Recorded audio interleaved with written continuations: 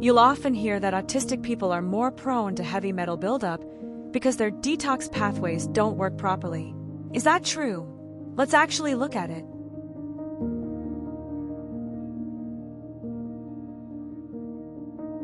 First, what does detox pathway even mean biologically? It's not the wellness industry version. Your liver processes toxins in two real, well-established phases. Phase 1 breaks a substance down. Phase 2, where glutathione does most of the work, packages it up so your body can actually get rid of it. Folate and methylation, the MTHFR pathway we covered in myth number 2, feed into that second phase indirectly by supporting glutathione production. So the logic isn't completely made up. If that pathway is genuinely under strain, it could, in theory, make clearance slightly less efficient. The question is whether that theory holds up when you actually test it. So, do autistic people actually show more heavy metal buildup? Some case studies. A meta-analysis of 29 studies found lower hair copper in autistic children, but no difference in blood copper. A Saudi case control study found higher toxic metals, lead, mercury, but lower copper in hair samples. A Norwegian pregnancy cohort found both high and low prenatal copper linked to increased autism/ADHD odds. That's not a clean, yes, autistic people have more heavy metals. It's inconsistent, and it depends heavily on what tissue you test and how. There's enough signal here to justify more research, but not enough to say the detox pathway theory is confirmed. So if it's not really about autism specifically, how does anyone actually get a heavy metal buildup? This part isn't theoretical. It's genuinely well documented, environmental exposure. And here's where it actually matters where you live. This isn't hypothetical for South Africa. It's local, published research. Elevated soil and blood lead near a mine tailings facility, Soweto. Arsenic and lead in residential garden soil, 4 Johannesburg neighborhoods. Heavy metal soil contamination at preschools near industrial zones, Quills River, Cape Town.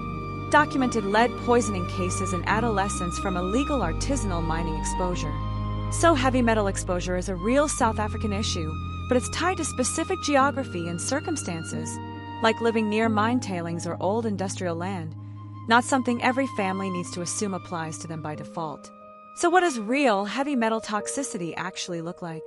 Lead poisoning, the best studied one, has a genuine, recognized symptom profile. Here's the problem.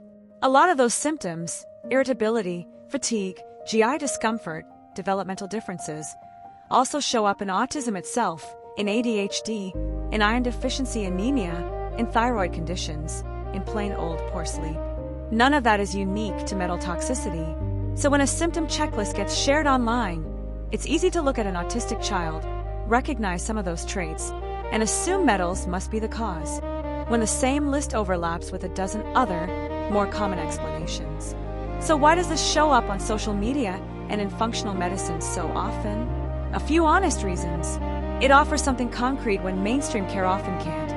A test, a number, a plan. Testing and detox products are also genuinely profitable, which shapes what gets promoted. And a lot of this content is produced in the US or UK, then lands on South African timelines with none of that context stripped out. So, would it actually make a difference if you'd never heard of this? For most families, honestly, probably not. Real exposure is tied to specific circumstances, proximity to old mining land, old plumbing, certain occupational exposure, not something the average family needs to assume by default. Chasing it without a reason to suspect it doesn't protect anyone, it just adds cost, worry, and in the worst cases, real risk. If there's an actual reason to suspect exposure, you live near mine tailings, an older building, known contamination, the real test is a blood lead level, done through a normal doctor, private or public health care.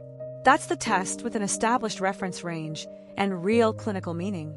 And on treatment, I need to say this plainly, chelation therapy is a real medical treatment, but only for confirmed poisoning, prescribed and monitored by a doctor.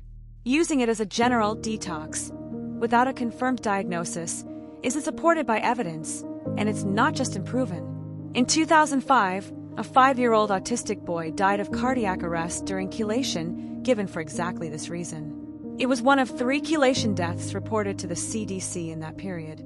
That's why the American Academy of Pediatrics explicitly warns against this specific use. So, heavy metal exposure is real, and in parts of South Africa, it's a genuine, documented issue. But autistic people have more metal buildup isn't a settled finding. Testing without a reason is mostly noise, and treating without a real diagnosis has cost a child's life. If there's a real reason to test properly with a doctor. That's the difference between looking after health and chasing a myth.